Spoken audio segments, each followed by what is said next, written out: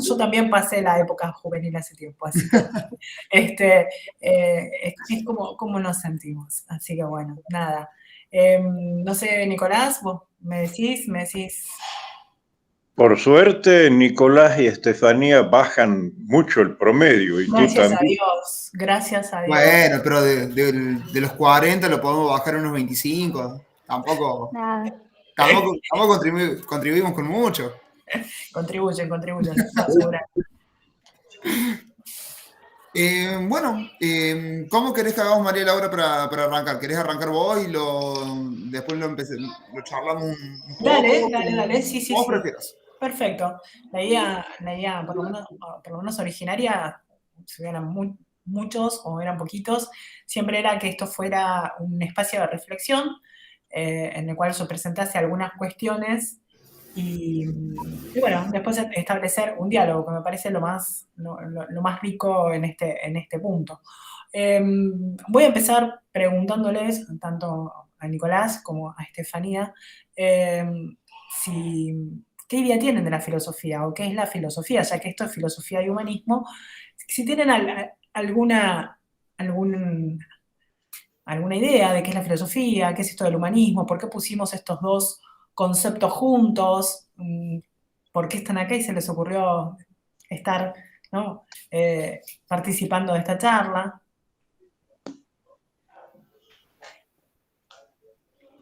En mi caso, sí, perdón. Sí, Estefanía. Bueno, no, en mi caso, porque es un tema que siempre me interesó todo lo que es filosofía y ese tipo de cuestiones, y sobre todo abordando desde el lado del humanismo, porque yo trabajo en la policía de la provincia, y muy por el contrario de lo que parece, para mí una de las cosas más importantes de lo que es el humanismo, los derechos humanos y todo lo que estemos hoy en día es predicarlo o tratar de cambiar el paradigma, por así decirlo, institucional que existe, desde cada granito de arena que pueda aportar uno, capacitando o hablando, haciendo charlas o lo que sea, siempre desde ese punto de vista. Entonces como que siempre toda esa rama a mí siempre me encantó, y vos decís, está en el lugar equivocado, pero no, o sea, a mí siempre me interesó, aún desde mi pequeño lugar, tratar de abrir un poco la cabeza al resto de la gente y tratar de hacerle ver otras perspectivas, sobre todo cuestiones más instaladas hace mucho tiempo, y bueno, a veces podemos, porque de hecho nos dan lugar para hacer charlas y capacitar, pero no es mucho, pero desde a un mínimo lugar lo podemos ir encarando por ese lado siempre. Bien. O sea, lo aplico de la misma día.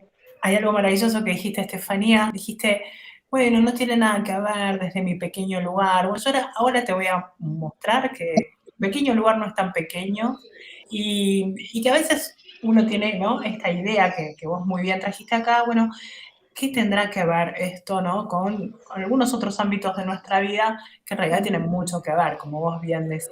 Así que genial, buenísimo. Vos, Nicolás, vos, Nicolás, nos parecés más. No, bueno, lo mío era dejarle a Steffi que hable, porque siempre arranco hablando yo primero, entonces como que arranque otro. Bueno, en el caso mío, a mí lo que me llama la atención, o lo que en realidad me atrae y me trae acá, es el hecho de poder sumar argumentos, poder escuchar opiniones que vayan contribuyendo a mis líneas de pensamiento, a lo que yo creo, darme la posibilidad de cuestionarme distintas cuestiones. A mí me pasó más que nada respecto de lo que fue, si se quiere, el tema del debate del aborto en su momento. Una cuestión bastante polémica, que a mi criterio nunca tuvimos una discusión lo suficientemente profunda como para poder abocarnos de forma correcta en la temática del tema, dejándose de lado muchas cuestiones en la cual los argumentos fueron lo que faltaron a razón de una presión social. Entonces, en razón de esto, trato de que las distintas opiniones que doy sobre varias temáticas, que por lo general me cuesta quedarme callado, ese es un problema mío, pero trato de cuando me estoy en una charla, estar enterado, no pasar desapercibido y tratar siempre de opinar con argumentos, ya que considero que opiniones cualquiera puede tener, pero los argumentos son lo que terminan validando las opiniones y lo que hace que una opinión pueda ser conversada y discutida sin la necesidad de llegar al punto de la violencia, porque cuando solamente se discuten opiniones terminas recayendo en la fuerza del más grande. Entonces, es en razón de eso que la filosofía considero que es lo que permite la discusión de esto y el debate de los argumentos, es lo que nos permite ir construyéndolo. En el caso mío, filosofía era una cuestión que no me gustaba para nada. En la facultad la padecí, hasta que me tocó un profe que básicamente nos hizo abrir la cabeza, nos hizo leer un montón de autores con una didáctica muy simple. Armen una teoría y defiéndanla, y el resto de sus compañeros se la va a criticar. Interesante. Sí. ¿Qué fue Raspanti? Raspanti. Sí. Fue un profe que quedé maravillado con eso, sí, y dije, por ahí va la filosofía, está bueno. Bien. Yo creo que aprendí a estudiarla con él también, así. Mirá. Bueno, me parece súper interesante lo que ustedes plantean, ¿no? Porque todo lo que plantearon tiene que ver, ¿no? Con qué es la filosofía. Hay una realidad, ¿no? Con la que lidiamos aquellos que nos dedicamos a la filosofía, que es lidiar con aquellos que piensan que la filosofía está reservada para unos pocos iniciados con una cantidad de neuronas mayor que el resto, y que puede abordar temas sumamente complejos y que sabe un montón de cosas y de todo puede argumentar, ¿no? Y justamente de eso no se trata la filosofía, nada más lejos que eso. Como tampoco la filosofía es lo que piensa otro grupo de personas que también padecemos, ¿sí? Que son aquellos que piensan que la filosofía lo único que hace es hacer una reflexión política con alguna suerte de extensión hacia la ética o hacia la teoría del conocimiento y no más, ¿no? Entonces, esto siempre lo que generaría es que la filosofía quedase reducida o quedara reducida, ¿no?, a una porción muy, muy exigua, cuando es mucho más amplia, cuando la filosofía supone una reflexión de la teoría del conocimiento, del arte, de la religión, de la metafísica, de la antropología, de la política también, de la sociedad, de las leyes, de lo jurídico, de la ética, ¿no? Entonces, bueno, me parece interesante, bueno, en primer lugar, haberme encontrado con ustedes con esta mirada un poco más amplia, gracias a Dios, y no esta mirada tan cerrada, ¿no? Como que la filosofía es un instrumento que va a servir solo para algunas cuestiones, ¿no? Habrán estudiado, seguramente, padeciéndolo más o menos, ¿sí? Esta idea tradicional de que la filosofía se ocupa de estudiar las causas, ¿no? Las razones, el porqué de todo lo real, ¿no? Esta suerte de mantra que se repite filosóficamente, ¿no? Esos porqués más profundos, esos porqués decisivos, ¿no? De todas las cosas. Y de alguna manera, el filósofo que se pregunta por el porqué de la realidad no gasta su tiempo solamente en preguntarse acerca ni de la política, ni de la ética, ni de la ciudadanía o de algunas cuestiones, sino que se interesa por todo, ¿no? Justamente por buscar el porqué de todas las cosas, ¿sí? de todo lo real. Y en este sentido, fíjense, es interesante, ¿no? Porque cuando uno analiza al propio ser humano, ¿no?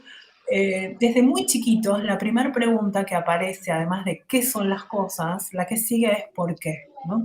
Hay una edad que los niños preguntan por qué, porque el mundo que se les presenta les resulta asombroso, les resulta inquisitivo. Y no quieren saber el nombre, quieren entender, ¿no? Y la respuesta que uno les da después termina siendo una respuesta a veces que les abre muchas otras preguntas, ¿no? Por eso, como bien dijeron, ¿no? La labor de la filosofía es argumentar sobre todo, ¿no? Atrevernos a explorar incluso esas regiones inexploradas, formularnos preguntas, valiéndonos de nuestro lenguaje natural y de aquello que de alguna manera se nos presenta, ¿no? Y entonces la filosofía nos va a permitir, como bien decían, pensar al hombre, pensar su psiquis, pensar en su constitución, en su naturaleza, en la noción de vida, la noción de afectividad, de voluntad, de corporeidad, de religiosidad, de arte, de política, de democracia, ¿no? Es como la que nos va a permitir iluminar, ¿no? Un montón de problemas que nos van a permitir entender no solo algo que pasó, ¿sí? Sino también entender algo que pasa, que sucede hoy, que es propio de nuestro tiempo. Y de alguna manera nos va a permitir meditar, ¿no? Sobre la existencia, sobre la vulnerabilidad, sobre la creatividad, ¿no? No como cuestiones estancas, como compartimentos que van a tener que ser funcionales a algo, sino que de alguna manera la explicación natural, ¿no? Esta sed que tenemos todos los seres humanos de querer saber, de querer conocer, y de querer conocer con argumentos, porque la realidad, como muy bien planteó Nicolás, a veces Steffi, ¿te puedo pedir si silencias un toque el micrófono? Sí, Porque se ve que me escucho a mí. Cualquier cosa abrilo para hablar, ¿sí? Pero hace como un eco y ya se embarulla. Pero fíjense cómo es propio de todo ser humano querer saber. Y era interesante, ¿no? Lo que dijo Estefanía al principio, que era, bueno, desde mi lugar es el lugar que ocupo frente a la realidad, y la realidad está ahí, y también vale la pena que me la pregunte, ¿sí? Por eso no es un pequeño granito preguntarnos sobre la realidad, sino que es un gran paso, ¿no? Preguntar por qué, yo creo que es uno de los grandes pasos y de las grandes vocaciones que tenemos los seres humanos. Por eso la filosofía no está reservada para unos pocos. Todos podemos filosofar, que después lo hagamos o no, y lo hagamos del modo adecuado, con más background o menos background detrás, digamos, tendrá que ver con algunas cuestiones situacionales, pero todo hombre, ¿no? Tiene, les diría, en su naturaleza la obligación de preguntarse, porque si no, la realidad no nos asombra, la realidad no nos llama la atención, no nos conmueve, ¿no? Y justamente, ¿no? Es esa experiencia vital la que nos mueve a filosofar. Perdón que Dime, interrumpa. sí, Estefanía. Vos sabés que vos decís tenés la necesidad, literalmente es la necesidad en la palabra, porque y no solo de preguntar, sino, o al menos en mi caso, de querer cambiar, al punto que tengo la suerte de que yo estoy en la parte de la asesoría legal de la Poli, y mi novio está en el despacho de la jefatura, que él es abogado, se está recibiendo, y a él le encargan, y él con mi ayuda, todo lo que es la modificación del reglamento de los cadetes, ni más ni menos. O sea, pero cambiando la perspectiva de la formación militar que tienen a algo completamente distinto, que es lo que estamos tratando de hacer, algo justamente visto más desde el humanismo, de los derechos humanos, de más adaptado a la realidad y desde un punto de vista más educativo, donde de hecho pasa a depender del Ministerio de Educación, y uno, o sea, ya a mí como que me reenorgullece un poco pensar y digo, es mínimo lo que uno puede hacer, porque es desde armarlo de vuelta, siempre analizando todo de vuelta, qué es lo que querés decir cuando vas a legislar, cuando vas a hacer un pequeño artículo que el día de mañana se va a usar y va a regular una situación de la vida real donde puedo ayudar a una persona desde otro punto de vista, con otro paradigma completamente diferente del que venimos viendo, que claramente en muchas cosas tiene falencias y no funciona. Entonces, cuando dijiste eso de la necesidad, literalmente es una necesidad no solo de preguntarte, sino ¿Y qué más hago? ¿Y qué puedo aportar? ¿Y qué puedo hacer?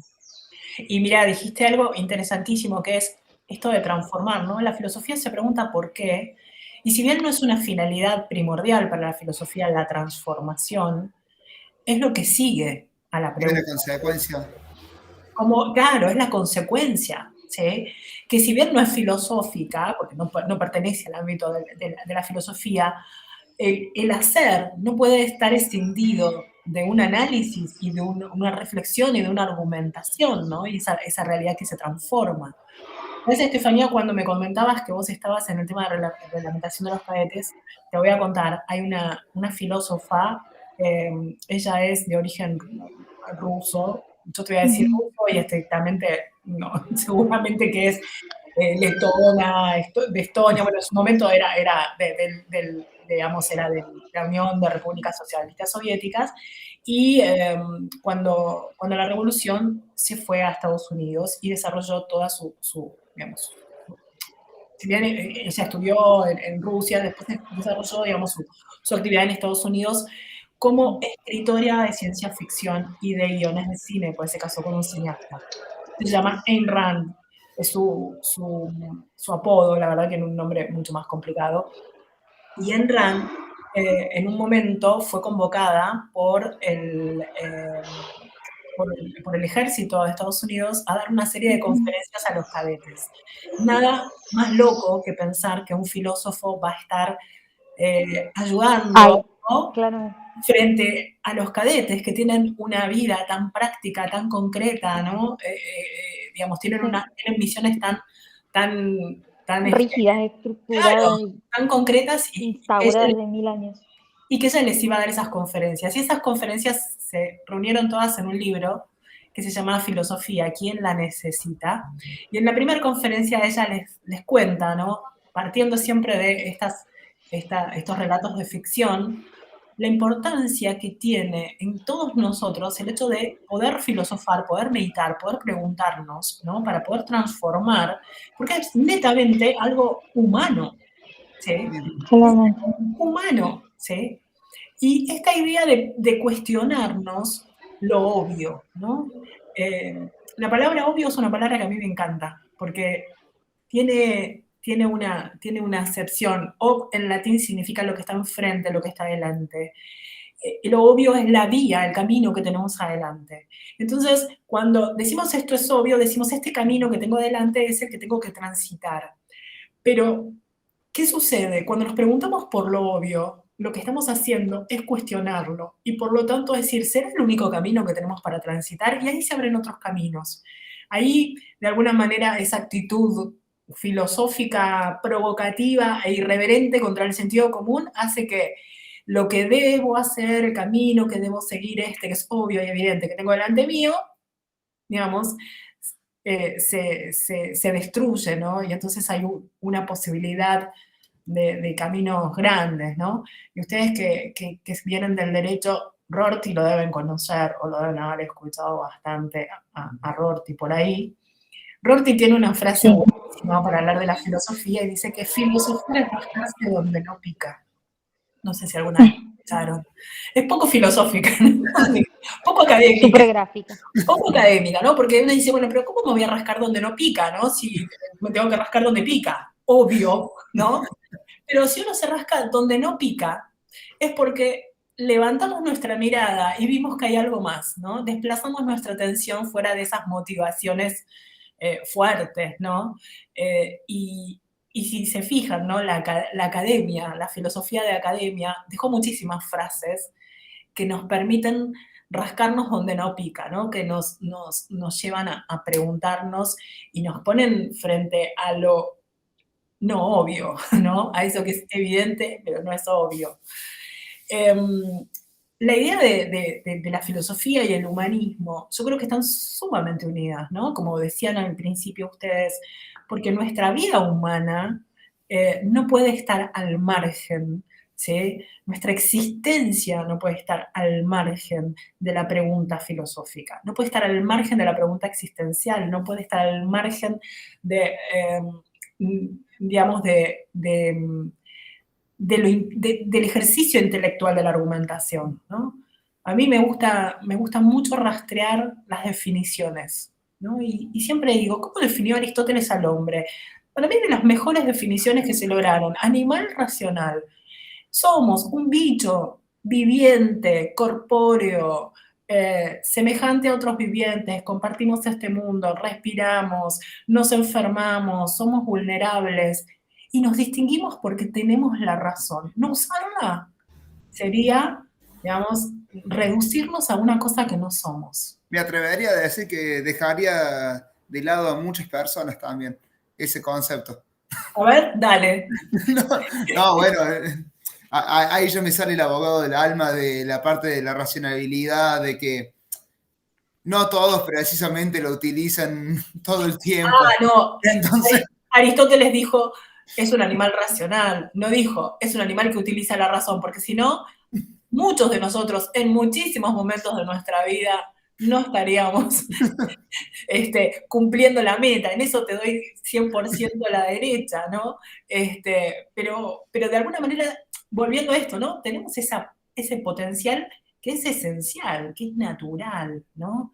Entonces sería como una tradición a nuestra propia naturaleza, no ejercer la argumentación, no ejercer el análisis, no tener esta mirada contemplativa, podríamos decir, ¿no? Teórica, teorética, analítica, no para quedarse en la teoría pura, porque eso tampoco serviría de nada, pero sí para que nuestras acciones, nuestra transformación de la realidad, ¿no? Como decían ustedes, pueda ser una transformación efectiva, para que cualquiera sea, ¿no? el ámbito en el que nos encontramos. No sé, mencionabas vos, Nicolás, el debate del aborto. Si hay algo que vimos, fue la ausencia de un debate. sí. Había una gran exposición de opiniones, pero faltaban a veces argumentos sólidos, y cuando nos encontramos con argumentos sólidos, bueno, uno decía, bueno, a ver, por aquí parece que va la cosa, ¿no? ¿Por qué? Porque el ser humano necesita preguntarse el por qué, necesita preguntárselo genuinamente, buscar las respuestas, a veces no, abrirse a otras preguntas, pero con cierta honestidad intelectual, ¿no? También. Sí, que me parece, a mi humilde consideración, que es algo que hoy por hoy nos está faltando mucho, el tema de poder plantearse estos argumentos y planteárselos, porque estamos en una era donde se consumen opiniones y no se consume información debidamente, o no se consumen argumentos. Sí, sí. Entonces tenemos la posibilidad de que cualquiera salga a hablar y terminan pasando cosas como, bueno, justo este debate en el que tenía más gente era el que terminaba obteniendo la razón. Entonces termina siendo llevándolo también al campo político, esta ausencia de argumentos y ausencia de conocimientos terminan llevando a que la democracia en sí misma sea un instrumento del que termina convenciendo más, dándole lo que quiere a la gente. No solo eso, mira, te diría inclusive, yo uso una imagen, ¿no? En las primeras clases de filosofía con mis alumnos suelo usar una imagen y les digo, si bien la filosofía no requiere que uno viva una situación límite para filosofar, ¿no? Bueno, que me dice, bueno, la pregunta filosófica surge de diferentes motivaciones. Una de ellas es vivir una situación límite y uno irrevocablemente se va a preguntar por qué, ¿no? Yo siempre les digo, no es una disciplina de alto riesgo la filosofía, pero sí es una disciplina que implica cierta valentía. Sí. Y yo soy cero cocinera, no cocino, no me gusta y soy malísima. Pero una de las cosas que más detesto de la cocina es tener que picar cebolla. Y la filosofía se parece a algo a eso, ¿sí? El corazón ese que le da el sabor a la cebolla está en el corazón, ¿no? En el fondo de la cebolla. Y para llegar a eso necesito ir sacando capas. Y tengo que ser valiente, porque tengo que llorar mucho, ¿sí? ¿No? Y es un ejercicio de valentía. Es, como les decía hace un rato, ¿no? Encontrarnos con lo obvio, con lo que se nos presenta y de alguna manera interrogarlo. Y cuando uno interroga o cuando uno hace una pregunta, hay algo, digamos, a lo que no estamos habituados en nuestra sociedad. Y es la libertad de que el otro va a contestar a esa pregunta de una manera que nosotros no esperamos, ¿no? Yo siempre digo, bueno, ¿por qué la gente se enoja cuando, no sé, dicen, ¿te gustaría ir a comer? Y el interrogado le contesta, no. ¿Pero cómo me vas a decir que no? ¿Y por qué no te puedo decir que no? Si me preguntaste, la pregunta es abierta, te puedo decir que sí o te puedo decir que no. No estamos preparados, ¿sí?, valientemente a escuchar la respuesta, ¿sí? Y la filosofía todo el tiempo se pregunta, y es que ser valiente, porque la respuesta a veces no es la respuesta que queremos, ¿no? Y nuestro siglo XXI, como todas las épocas, pero nuestro siglo XXI, en el que nosotros vivimos hoy, y aquí y ahora, requiere de esa valentía para no caer en la opinología o en la colección de opiniones, o en cada uno dijo lo que le parecía, no escuchó lo del otro, tuvo sus minutos de gloria, no sé, en determinado medio, porque no está esta búsqueda, ¿no?, genuina de la verdad a la que naturalmente estamos llamados, a la que queremos llegar por naturaleza, la que nuestra misma humanidad nos pide. Es Entonces, que me parece que ahí también existe otro problema más que por ahí se propicia con lo virtual, que es el hecho de que la valentía cada vez es algo que primero que se valore menos, y por otro lado que nos permite el anonimato. Y a partir del anonimato, la valentía no está. no, sí, Sé claro. sé que seguramente hubo un filósofo que lo dijo, pero yo lo escuché en una canción, que decía, con una máscara todos revelamos la verdadera identidad. Entonces, desde detrás de un teclado, todo el mundo es gallo. Vos sabés que en el carnaval, ¿no?, cuando uno piensa sociológicamente la dinámica del carnaval, el carnaval era el momento en el medioevo donde detrás de la máscara no había señores, no había esclavos, ¿no? Todos éramos iguales y todos de algún modo podíamos decir y hacer y reírnos de lo que no haríamos, ¿no?, en Regularmente. nuestra vida cotidiana frente a algunos personajes. Yo tendría una lista re interesante para hacer, pero claro, ¿no? Justamente ahí está el tema, ¿no? Y vivimos en un mundo donde no hay demasiada valentía, pero no solo no hay demasiada valentía por ese anonimato, sino que no tenemos la valentía de aceptar la propia existencia, la propia vulnerabilidad, la propia naturaleza, el propio error, el propio defecto, ¿no? Todas estas ideas de no tengo tolerancia al fracaso. ¿Qué es no tengo tolerancia al fracaso? Si soy un ser finito, ¿cómo no voy a tener tolerancia a mi finitud? No tengo tolerancia a que me digan que no, pero perdón, es una de las posibilidades, sí y no, ante algunas preguntas. Y entre más chicos son, peores. Claro, o no tengo tolerancia a la vejez, ¿no? Y entonces tenemos todas las cuestiones transhumanistas, donde no aceptamos la propia humanidad y querríamos ser, no sé, un muñeco, un sujeto inerte, una máquina, ¿no? Entonces me parece que yo creo que hay una necesidad de la filosofía, como decía Estefanía. Sí, decime. Un éxito falso veo yo para mí. ¿Cómo, Estefanía? De un falso éxito para mí. Nadie acepta o sea, no puede aceptar que no sea lo que te piden que seas. De hecho, hice una publicación en Instagram que decía, en vez de decir soy un fracasado, di esto, soy humano, decía al lado. Claro. Decía, no puedo hacer esto. En vez de decir no puedo hacer esto, decía nada es imposible. Soy un desastre, estoy aprendiendo, decite. ¿Por qué me pasa esto? En vez de decir, ¿por qué me pasa esto? ¿Qué me enseña esto? Bueno, pero fíjate en ese parangón, ¿no?, que vos marcás muy bien, la valentía que se necesita para decirlo de la otra manera, ¿no?, para asumirlo de la otra manera, para poder mirarlo, lo obvio, con nuevos ojos, ¿no? Y me parece que ese, digamos, ese es el kit, ¿no? De pensar la filosofía en el siglo XXI. La filosofía tiene toda nuestra vida, ¿no? Nos atraviesa en toda nuestra existencia. No hay espacio en nuestra vida que no sea, me muero. Se está colando Lo alguien amé, ahí. lo amé a Ricardo, lo amé. Ahí Ricardo va a decir su verdad, su verdad. Ahora puedo decir cualquier cosa. Con eso podés decir cualquier Estoy autorizado por la máscara, ¿no es verdad?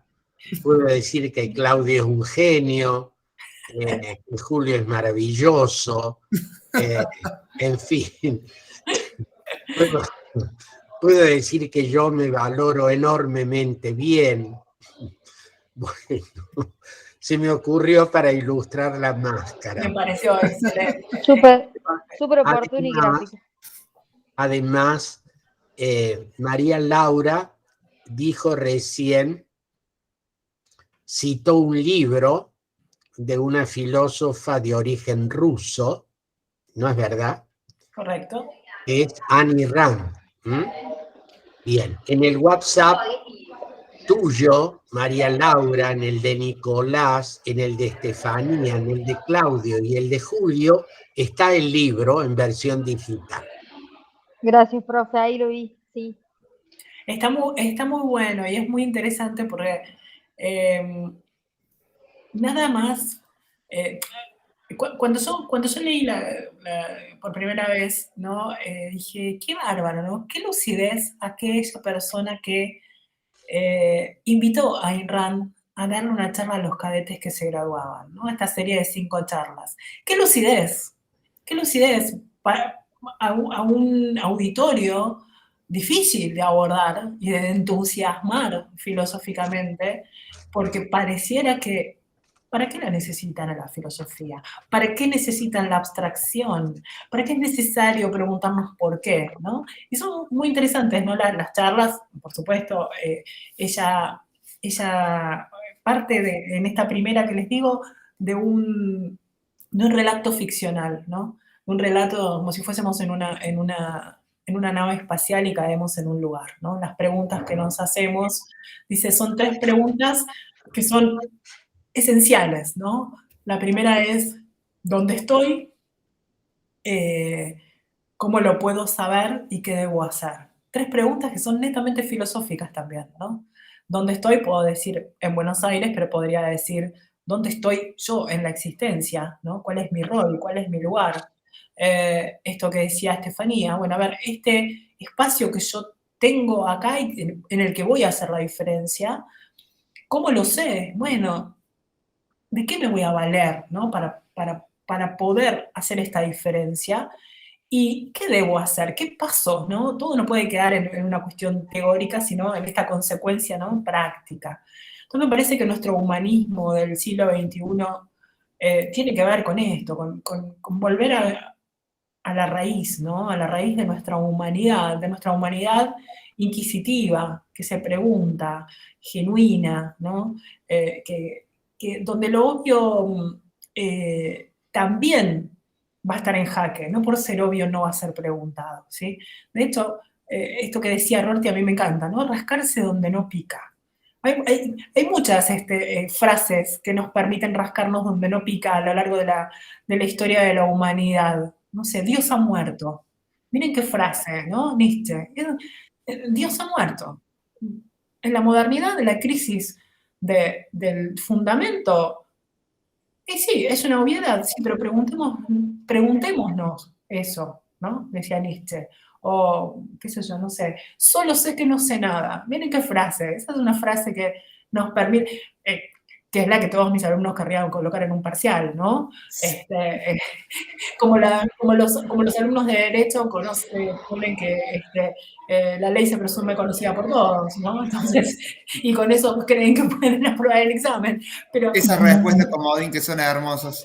Son buenísimas, ¿no? Son como respuestas profundas, pero que tienen mucho para decirnos, ¿no? Entonces, un poco lo que me gustó, ¿no? De ambos es que no le tienen miedo a la filosofía y que está ahí, ¿no? En la raíz. No es necesario hacer grandes tesis de grandes cosas para preguntarnos. Todo hombre está llamado a filosofar. Los niños filosofan de una manera maravillosa, maravillosa, sin ningún prejuicio, el por qué, se preguntan el por qué, se contestan, se vuelven a preguntar, ¿no? Y uno pierde, ¿no? Esa curiosidad natural con el tiempo, con la edad, se cree que todo es obvio. Bueno, ¿cómo voy a preguntar esto? ¿Cómo voy a poner en tela de juicio algo tan evidente? ¿Sí? Bueno, también eso, ¿no? Puede ser pensado. Así que nada, lo único que quería era un poco compartir con ustedes esto. Me gustó mucho esto de que viven de alguna manera filosóficamente. Me vino como si hubiese organizado con Estefanía la Sí, charla. juro que pensaba lo mismo. Me puso en este momento, en este lugar, increíble. ¿Viste? Mira, ¿Viste? si hay algo que viste. No, pero cuando cada palabra que decís yo decía, es tal cual. O sea, si hay algo que más que nada me estoy replanteando es lo obvio. Porque justamente ahí siento que voy a encontrar una respuesta o un análisis, un argumento nuevo. Tal cual, tal cual. Y un poco esto, ¿no? Creo que en ustedes, que son la generación que ahora, ¿no? Toma la posta, que haya gente que piensa, a ver, ¿qué piensa? Que se atreve a preguntarse, que se atreve a equivocarse en la respuesta, que se atreve a corregirse, ¿no? Me parece que es lo que le falta a este siglo, ¿no? Donde tenemos un montón de herramientas y de elementos que nos ayudan en un montón de cosas y en otras, ¿no? Nos juegan en contra, como lo que mencionábamos hace un rato, ¿no? ¿Cuántas máscaras tenemos? ¿Cuántas modos de escondernos, ¿no? No solamente frente al otro, sino frente a uno mismo, ¿no? Totalmente. Que es Creo que ese, el de hecho, mayor es el problema desafío más grande. Tal cual. Acá, que el gran problema es, creo yo, es que hoy por hoy todo el mundo se oculta de sí mismo y partimos por ahí también de distintos problemas en la que arrancan mintiéndose a unos mismos y después esto en vez de frenarlo lo continúan con mentiras que van más grandes, que terminan atrayendo problemas sobre todo. Sí, a ver, yo creo que tiene que ver con esto que te decía, ¿no? Hay que ser valiente, hay que ser valiente. Hay que ser más valiente para corregirse que para argumentar, ¿no? A veces uno hace la argumentación, pero reconocer el error en la argumentación, eso es valentía, pero además eso es sabiduría. Sí. Eso es sabiduría. Porque es decir, bueno, a ver, ¿para qué voy a seguir insistiendo en un camino que no me lleva a ningún lado, ¿no? Sería como ridículo. Quiero llegar a, no sé, a Tucumán e insisto por la ruta 3 hacia el sur. No voy a llegar nunca. O sea, es necio, ¿no? Y a veces, por ganar esas pulseadas, tenemos esos ataques de necedad.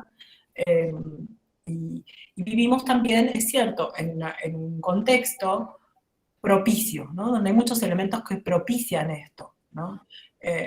Donde se pierde lo que decíamos, ¿no? El fundamento que es lo verdadero y lo real pasa a ser el grito y la fuerza, el número y la cantidad de personas que dicen algo, entonces esto es verdad porque lo dicen varios. Yo siempre, yo cuando doy clase tengo a veces ejemplos poco ortodoxos, ¿no? Pocos de academia, ¿no? Pero yo siempre digo, cuando a mí me dicen, bueno, pero a ver, el número, si muchos piensan algo, tiene que estar bien. Y yo siempre les digo, bueno, si miramos las moscas, ¿no? Las moscas en general siempre están rodeando lugares con basurales, estercoleros, y eso no me indica a mí que las cosas de la basura o el estiércol es agradable, por más que todas las moscas lo hagan, ¿no? Sí. La cantidad, no sé si es a veces ese parámetro, ¿no? Y podríamos ir a millones de ejemplos de la historia de la humanidad, donde muchos se han equivocado, ¿no? Y en gran número. Pero vivimos momentos muy propicios para esto y también momentos donde, como les dije, hay que ser valiente para pensar y para argumentar, y hay que ser valiente, ¿por qué? Porque también hay todo un sistema al que no le conviene que haya gente valiente que piense y que argumente y que se equivoque y que diga, pero si agarramos por este lado y no por este otro, ¿no? Yo cuando estudiaba en la facultad era la Lo época, vivo en carne propia. claro, Te quieren silenciar. te quieren silenciar. Yo cuando estudiaba en la facultad me acuerdo que leía unos autores que decían que estábamos en el fin de las ideologías, ¿no? Era la muerte de las ideologías. Yo los resucitaría a todos ellos porque, claro, hace 30, 40 años atrás, nunca se imaginaron que íbamos a tener tantas ideologías. La ideología no es pensar. La ideología es, bueno, seguir una imposición de algunos, una cantidad, lo que fuere, ¿no? Y hay que ser valiente a veces para decir, para alzar esa voz, ¿no? Diferente. Por eso yo cuando Estefanía dijo, desde mi pequeño lugar, no hay pequeños lugares, ¿sí? Tu lugar es grande, tu lugar es importante. Y lo que hagas vos, Estefanía, quizá no lo haga nadie más, ¿sí? Entonces, es tu responsabilidad. La verdad que sí, siempre, te juro, es como un orgullo. Yo lo veo chiquito, porque es como un pequeño aporte, pero el hecho de generar un pensamiento crítico, de tratar de terminar con esos adoctrinamientos, esas estructuras, por lo menos lo discutamos, por lo menos pensemos del otro lado. Después, capaz que nos damos cuenta que situaciones híbridas, que a lo mejor en esta parte, esta situación conviene algo un poco más parecido al antiguo, pero mira si le damos esta vuelta, o sea, eso de pensar críticamente y no de seguir esa doctrina establecida porque sí, porque así fue y porque tiene que seguir, ¿no? La filosofía es objetar el hay que, ¿no? Hay que hacer Lo esto, obvio. hay que hacer lo otro. ¿Hay que? Veremos. Veremos si hay que hacerlo o no, ¿no?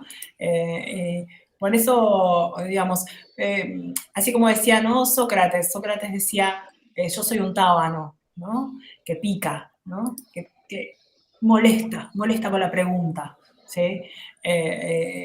Nos genera una suerte de molestia. ¿Para qué? Para que pensemos, para que reflexionemos, ¿sí? Un poco, bueno, por acá pasaba mi aporte. María Laura, te interrumpo para proponerte a manera de cierre no sé, tomate 5 minutos para hablarle a quienes no están acá, que son los jóvenes que invitamos hoy. Los he estado chateando con ellos. Varios se han disculpado porque tienen clase u otra actividad. Entonces me han pedido que les envíe la grabación. Entonces yo te pediría a ti, María Laura, y también le pediría a Nicolás y a Estefanía que le dijeran algunas palabras a los que no están y que vamos a convocar para una próxima ronda. ¿Mm? Bien, yo Sí, profe, cómo no. lo que les diría, primero que se lo perdieron, no, que más allá de haber participado activamente acá en este encuentro, el espacio está generado, ¿no? Para pensar, para reflexionar. Este espacio, pueden estar escuchando, viendo este video en otro momento, asincrónicamente, pero atrevernos a tener esta actitud, ¿sí? Y en ese sentido, no importa si estuvieron participando más o menos activamente o no, si estuvieron con nosotros acompañándonos o no, el hecho de que se hayan tomado el tiempo y el espacio para poder pensar estas cuestiones ya es valiosísimo. Es algo que en general no se suele hacer, no es moneda corriente. Entonces, nada, primero mi agradecimiento, mi felicitación y mi esperanza en eso, ¿sí? En que haya espacio para eso. Nada más que eso. Gracias, Lau. Estuvo increíble la charla, la verdad. Bueno, yo desde mi lado quiero decirles que se animen, que justamente esa máscara que te obligan a llevar y a tratar de seguir lo que dicen las masas, los opinólogos, que se la saquen, que se animen a autocuestionarse hasta lo que es obvio para uno mismo, y que cada uno, como me toca a mí, que yo lo veo en pequeñísimo lugar, pero en cualquier momento, como en este momento que estoy sentada en un banco en la facultad a la de Delia, porque justo salí de clase, fui a Delia, dije, me siento acá a escucharlos. Es un instante donde uno dice, quiero escuchar, quiero ver, quiero aprender, quiero cuestionarme, quiero, no sé, tratar de buscar siempre otra vuelta a todo, porque creo que la tiene. Y por lo menos si voy a quedar pensando en cosas preestablecidas, por lo menos habérmelo planteado desde todas las perspectivas habidas y por haber, y decir, no, sí, capaz que por este lado era. Y si no, bueno, a ver qué puedo cambiar, qué puedo hacer, y hasta lo más mínimo, siempre intentando mejorar, obviamente, el principal fin, ¿no es cierto? Pero cuestionarme y siempre con un pensamiento crítico hacia cualquier tipo de situación, desde cualquier lugar, en la facu, en el trabajo, con mis amigos, con la política, con todo. Evitar el repetir opiniones, sino justamente eso, a tratar de hasta refutar nuestros propios argumentos para ver cómo lo pensaríamos desde otro punto de vista. Creo que eso sería como, por lo menos, un aporte desde el pensamiento, de lo masticado, por lo menos lo intenté, como quien dice. No fui y repetí. En el caso mío, bueno, no tengo mucho más para aportar en lo que ustedes dos dijeron, así que cerrarlo con una frase que me decía mi papá cuando era chiquito, que él me invitaba a pensar porque era divertido. Claramente me lo decía después de que alguna me había mandado, era como, pero bueno, también esa frase que hoy por hoy, la verdad, por ahí actuar por la vida o sea, andar por la vida sin pensarlo, por ahí también es estar mandándosela, pero en la forma de vivir. Entonces, yo creo que y también es una frase que se le suelo decir a mis alumnos, invitarlos a pensar que es divertido. Totalmente. Y si te equivocaste, también aprendiste. Tal cual. Muy bueno, muy bueno. Les agradezco a todos y bueno, vamos a compartir este video, vamos a preparar un próximo encuentro y vamos a acompañar el libro que has mencionado, María Laura, para que lo tengan en su formato digital. El que le interesa leerlo, lee, el que no le interesa, no lo lee. A Claudio y a Julio, gracias. A Nicolás, como siempre, nuestro agradecimiento. Nos estaremos viendo en un próximo encuentro. Gracias a todos. Hasta luego, saludos a todos. Adiós, un gusto grande. Adiós. Igual.